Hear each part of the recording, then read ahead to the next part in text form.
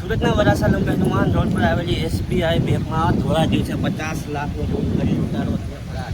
5 જેટલા કિસ્સામાં બેંકમાં ઘૂસી ગયા હતા અને કર્મચારી સહિત અંદર રહેલા તમામ લોકોને બંધક બનાવ્યા હતા અને પિસ્તોલની અન્ય બંધક બનાવી 50 લાખની લૂંટ કરી લૂંટારા જે ફરાર થયા હતા અને 50 લાખની લૂંટ થયા બાદ પોલીસના કાફલા છે તે ઘટના સ્થળ પર જોવા મળ્યા છે. ખાસ કરીને વાત કરવામાં આવે તો પીઆઈ, એસીપી, ડીસીપી સહિતના કાફલા છે તે ઘટના સ્થળ પર જોવા મળ્યા છે. ક્રાઇમ બ્રાન્ચની ટીમ પણ અત્યારે ઘટના સ્થળ પર છે અને આરોપીની શોધખોળ છે તે હાથ ધરવામાં આવી છે. સીસીટીવીના આધારે તમામ જે તપાસ છે તે ચાલુ કરવામાં આવી છે.